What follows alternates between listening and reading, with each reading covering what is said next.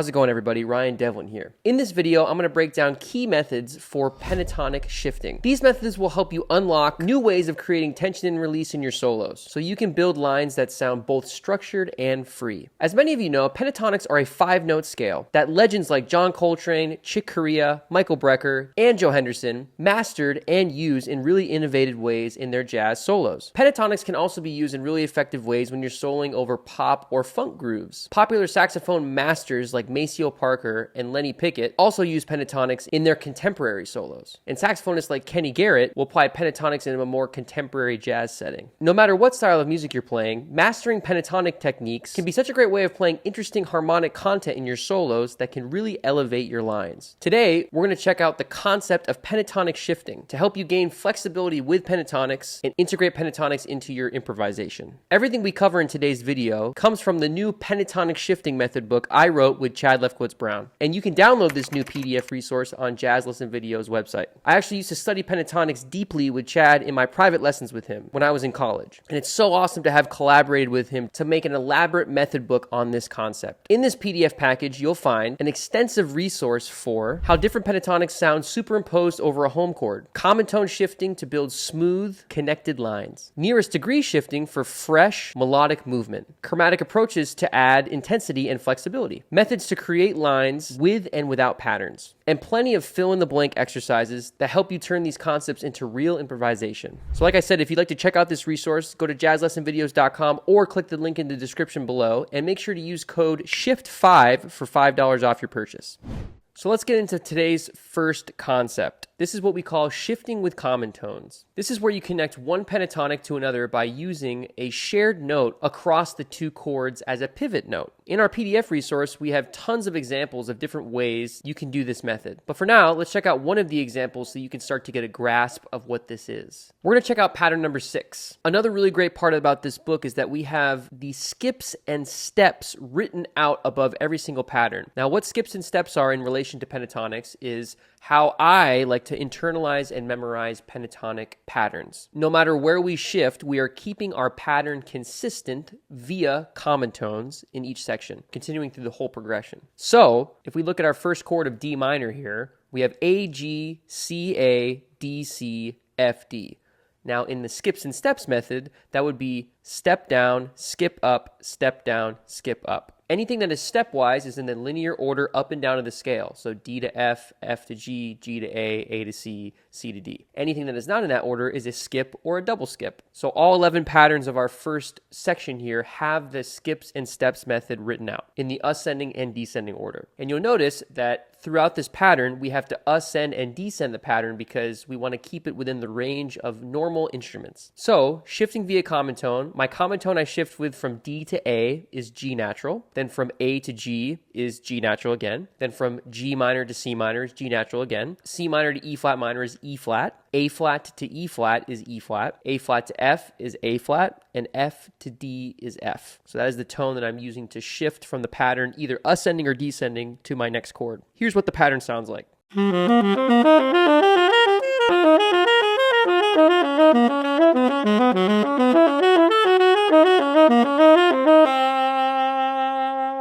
This is a great way of teaching our ears how to hear a specific pattern that stays the same, that stays consistent through a whole progression, shifting with our common tones. I'm going to use this example shifting over Softly as the Morning Sunrise, just over my A section. And you notice your ear hears the pattern more than it hears what chords you're playing on top of the progression of Softly as the Morning Sunrise. It's like we're disguising what we're actually doing by distracting the ear with a pattern. After I played the example over Softly as the Morning Sunrise, for the second A section, I'm going to add some rhythmic variation to this concept and play around it. Later on in the video, I'm going to talk about an exercise that we have included in our book to help bridge the gap between playing a pattern and improvising freely with this pentatonic shifting concept. But for now, I'm going to play the exact pattern on the first A section and then improvise with it slightly in the second A section.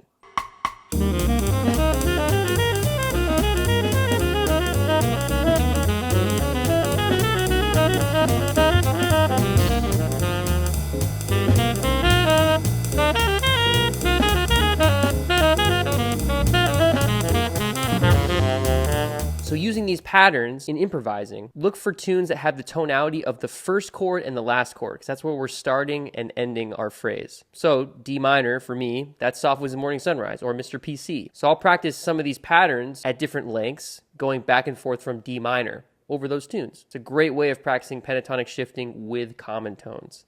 And you have 11 different options here in our resource. The second concept is shifting to the nearest degree. So now instead of using a common tone as a pivot note, we can shift harmonically by using the closest available degree of our next pentatonic scale when we go from chord to chord. This creates a fresh kind of motion that still feels connected to the chords, and it's one of my favorite ways to avoid predictable patterns. Let's check out an example from our resource. So like section number 1, in section 3 here, shifting to the nearest degree, we are continuing with a pattern that remains the same through our progression. But instead of shifting with a common tone, we're shifting from the closest degree of our next pentatonic scale with our next chord. And we have the same skips and steps labeled for you on top of every pattern, ascending and descending. So let's take a look at pattern 7 from section 3 of our resource. So we have another 8-bar progression: D minor, G minor, F minor, A flat minor, B minor, D flat minor, and back to D minor. If you see, the way I shifted is always by a half step. We have C to B flat in our first two measures. We have D natural to E flat. We have C to C flat or B. We have D flat to D, A to A flat, and C flat or B to C. So I'm using that nearest degree to create a new kind of pentatonic shifting tension and release. Let's take a listen to this pattern.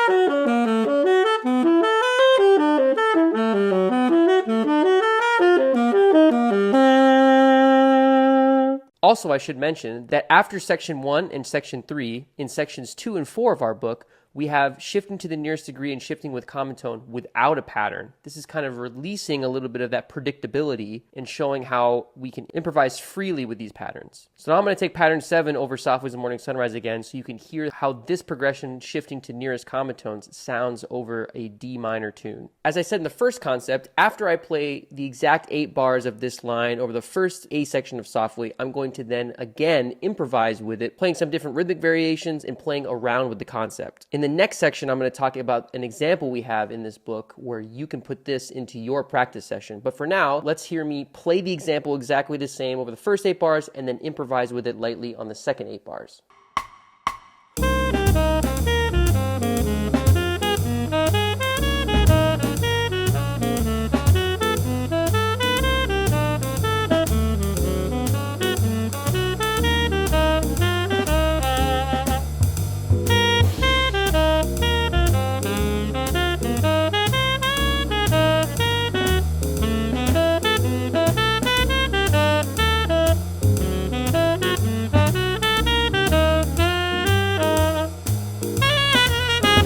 Before we get into concept 3, I also should mention the last 10 examples of sections 2 and 4 include some examples with rhythmic variation, more real-life playing phrases. Here's an example of one of our rhythmic variation phrases when shifting with a common tone.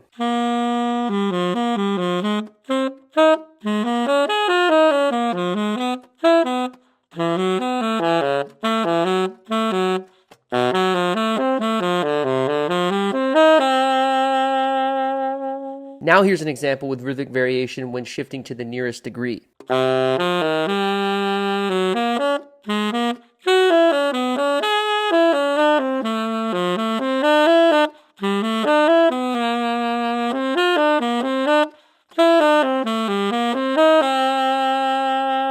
This helps bridge the gap between improvising freely and playing a concept with a pattern. We encourage you to make your own examples of rhythmic variation on the fill-in-the-blank portion of this book. Our third concept we're going to talk about today from my resource is fill-in-the-blank exercises. This is the part of the resource where you start applying everything that we're teaching you in your own creative way. These exercises bridge the gap between strict practice and real improvisation. I call this the application process. Let's dive into 2 different versions of these fill-in-the-blank exercises, and I'm going to show you how I practice them. So let's take a look at one of our fill-in-the-blank sections that is with a pattern and that is without a pattern. Here's how I play this example, connecting with a pattern. And this pattern that I'm going to play is the common tone version. So I'm shifting to each chord with a common tone. Here's what this pattern would sound like, filling in the blanks. Now,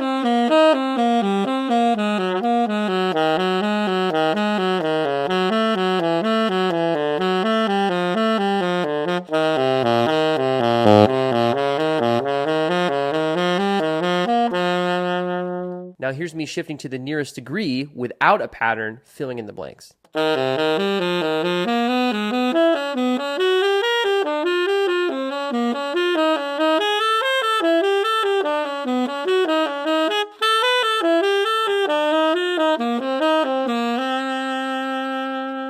So you see how I'm using lines from our resource and what I've learned from our resource to create my own pentatonic shifting lines within the parameters of common tones and nearest degree. This really starts to help us improvise with this vocabulary. The application process is so important when we're learning new material. And once you feel more comfortable, you can do this over the tune. So here's me playing Softly as the Morning Sunrise, implementing all of these pentatonic shifting examples into one chorus.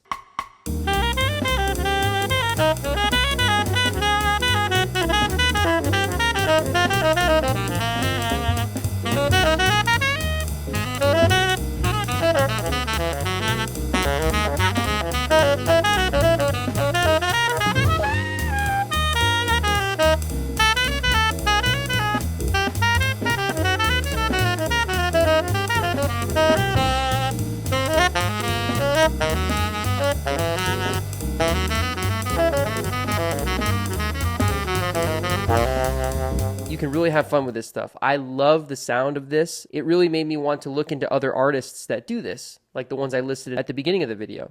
All right, everyone, that concludes today's video. I hope you found these pentatonic shifting methods helpful. If you want to dive deeper into this kind of material, you can download our resource, the Pentatonic Shifting Method book by myself and Chad Lefkowitz-Brown, in the description below. Remember to use the code SHIFT5 for $5 off your purchase. Happy practicing, and I'll see you guys in the next one.